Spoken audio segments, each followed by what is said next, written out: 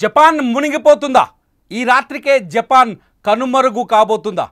ఇటువంటి మాటలే, ఇటువంటి చర్చ ఇప్పుడు ప్రపంచవ్యాప్తంగా కొనసాగుతోంది.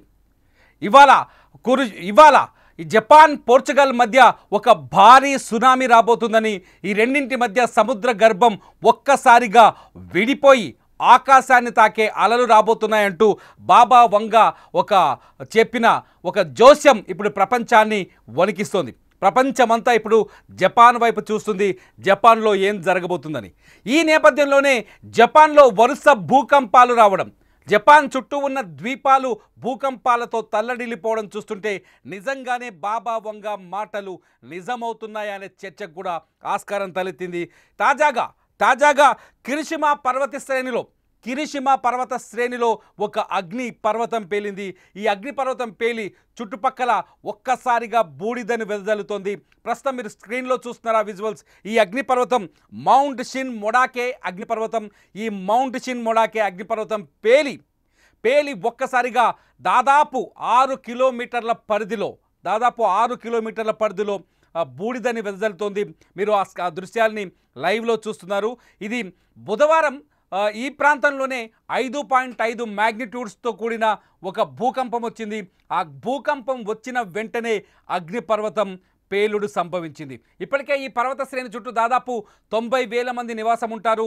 అక్కడున్న ప్రజల్ని ఖాళీ చేయించింది జపాన్ ప్రభుత్వం. అంతేకాదు స్థానికంగా 3వ ప్రమాద హెచ్చరికను కూడా జారీ చేసింది.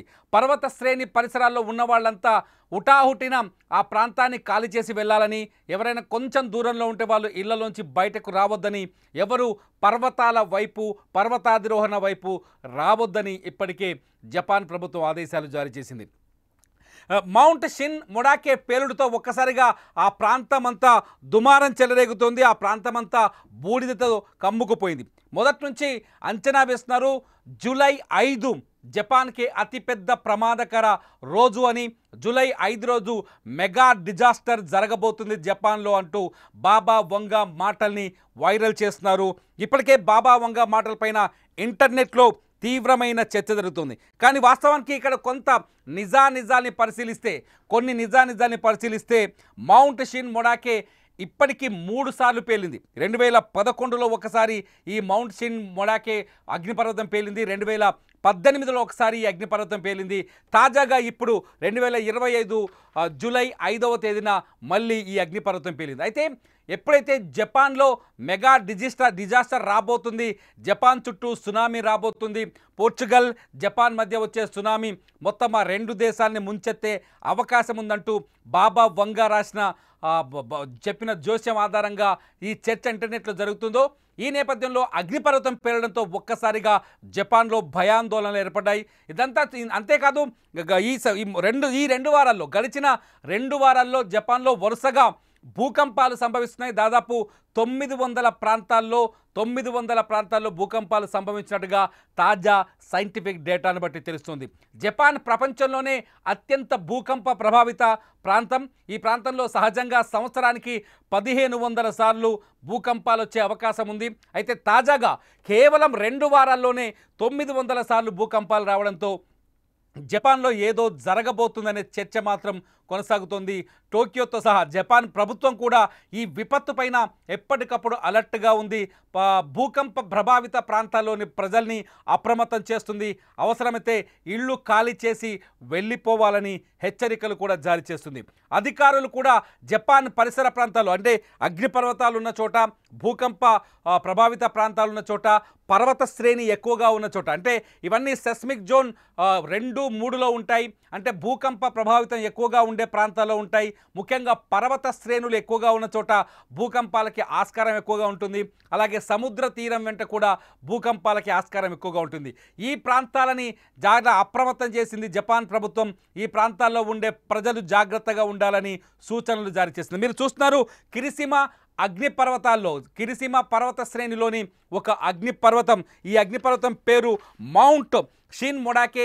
ఈ మౌంట్ షిన్ మొడాకే అగ్నిపర్వతం పేలిన దృశ్యాల్ని, ఈ మౌంట్ షిన్ మొడాకే అగ్నిపర్వతం ఇప్పుడు అక్కడ బీభత్సాన్ని సృష్టిస్తోంది. అక్కడి ప్రజల్ని భయాందోళనకు గురి చేస్తుంది. బాబా వంగా మాటల్ని మళ్ళీ గుర్తు చేస్తుంది. 1999లో బాబా వంగ ఒక పుస్తకాన్ని రిలీజ్ చేశారు, ది ఫ్యూచర్ ఐసా అని చెప్పేసి. ది ఫ్యూచర్ ఐసాలో చాలా కీలకమైన అంశాలని బాబా వంగ ప్రస్తావించారు. ఆ అంశాలన్నీ దాదాపు నిజమవుతూనే వచ్చాయి. ఈ నేపథ్యంలోనే బాబా వంగ మాటలు ఈసారి కూడా నిజం కాబోతున్నాయనే సందేహం, అంటే అనుమానం, ఒక రకంగా చెప్పాలంటే భయం, అనుమానం కలుగుతుంది. బాబా వంగ చెప్పినట్టుగానే జూలై 5వ తేదీన ఈరోజు చాలా చోట్ల, జపాన్లో చాలా చోట్ల భూకంపాలు సంభవించడం, అగ్నిపర్వతాలు బద్దలవ్వటంతో ఒక్కసారిగా అక్కడి ప్రజలు కూడా ఊపిరి బిగబట్టుకొని బతుకుతున్నారు. ఏ క్షణం ఏం జరుగుతుందో అర్థం కాని సిచ్యువేషన్లో, టెన్షన్లో మునిగిపోయారు. ఒకసారి చూడాలి బాబా వంగ ఏమేం చెప్పారని ఒకసారి హిస్టరీకి వెళ్ళి చూస్తే, కరోనా గురించి 2019లో మొదలైన కరోనా ప్రపంచాన్ని దాదాపు 4 ఏళ్ల పాటు ప్రపంచాన్ని వణికించింది, లక్షల మంది ప్రాణాన్ని బలి తీసుకుంది. అయితే ఈ విపత్తు వస్తుందని ముందే బాబా వంగ 1999లో రాసిన పుస్తకంలోనే చాలా స్పష్టంగా పేర్కొంది. దీంతో ఈ కరోనా వస్తుందని ఆమె చెప్పిన మాటలు నిజమైనట్టుగా ఉంది. అంతేకాదు 20 ఏళ్ల ముందే ఈ విపత్తు గురించి ఆమె చెప్పారు. అట్లాగే తాజాగా 2011లో జపాన్ను వణికించిన భూకంపం గురించి కూడా బాబా వంగ ముందుగానే హెచ్చరించారు. 2011లో జపాన్లో వచ్చిన భూకంపం అక్కడ అణు కేంద్రాలని విధ్వంసం చేసింది, జపాన్కి తీవ్రమైన ఆర్థిక నష్టాన్ని, కష్టాన్ని కలిగించింది. అంతేకాదు ప్రిన్సెస్ డయానా మరణం గురించి కూడా బాబా వంగ ముందుగానే ప్రిడిక్ట్ చేశారు. ఆమె చెప్పిన సందర్భంలోనే ప్రిన్సెస్ డయానా కూడా చనిపోయారు. ఇలా బాబా వంగ మాటలు చాలా పాపులర్ అయ్యాయి. బాబా వంగ చెప్పిన జోస్యం చాలా వరకు నిజాలయ్యాయి. బాబా వంగ చెప్పినట్టుగానే జపాన్లో విధ్వంసాలు కూడా కనిపిస్తున్నాయి. తాజాగా మళ్ళీ బాబా వంగ జూలై 5, 2025లో ఊహించని విపత్తు జపాన్ని, పోర్చుగీస్ని సర్వనాశనం చేయబోతుందని ఆయన ఆ పుస్తకంలో పొందుపరిచారు. దీంతో బాబా వంగ మాటలు మళ్ళీ నిజం కాబోతున్నాయా? బాబా వంగ చెప్పిన మాటలు మళ్ళీ నిజమై జపాన్ విధ్వంసానికి గురి కాబోతుందనే ఆందోళన కొనసాగుతుంది. ఈ నేపథ్యంలో జపాన్లో కూడా వరుసగా సంఘటనలు జరుగుతున్నాయి. జపాన్లో వరుసగా గడిచిన 2 వారాలుగా వరుసగా భూకంపాలు సంభవిస్తున్నాయి.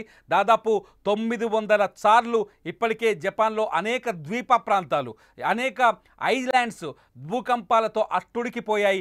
అనేక ప్రాంతాల్లో దాదాపు 900 సార్లు 2 వారాలు అంటే నిజంగానే భయపడాల్సిన అంశమని అక్కడి ప్రభుత్వం కూడా అంచనా వేస్తుంది. అధికారులు ఇప్పటికే జపాన్లో అప్రమత్తమయ్యారు.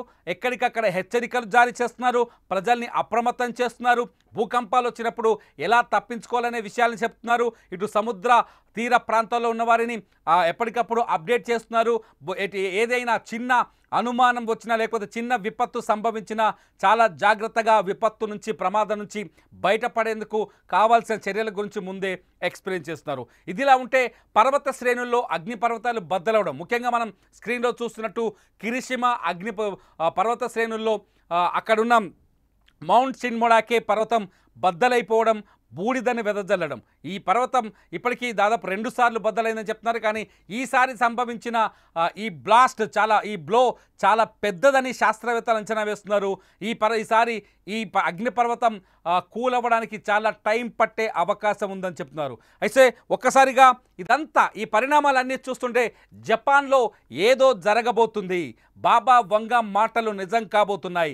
బాబా వంగ చెప్పినట్టుగానే జపాన్ తీవ్రమైన విధ్వంసానికి లేకపోతే ప్రకృతి విలయానికి గురి కాబోతుందనే చర్చ మాత్రం ప్రపంచవ్యాప్తంగా జరుగుతుంది. ఇప్పటికే ఈ చర్చపై ఇంటర్నెట్లో ఈ చర్చ వైరల్గా మారుతుంది. మరి మీరేమనుకుంటున్నారు? నిజంగానే జపాన్లో ప్రకృతి విధ్వంసం వచ్చే అవకాశం ఉందా? బాబా వంగ చెప్పిన మాటలకు అనుగుణంగానే అక్కడి పరిస్థితులు కనిపిస్తున్నాయా? నిజంగా విధ్వంసం వచ్చే ప్రమాదం ఎంతవరకు ఉంది? బాబా వంగ మాటల్ని నమ్మాలా వద్దా? మీరేమనుకుంటున్నారో ఈ వీడియో కింద కామెంట్ చేయండి. అప్డేట్స్ కోసం చూస్తూనే ఉండండి సుమన్ టీవీ లైవ్, అలాగే సుమన్ టీవీ డిజిటల్ లైవ్.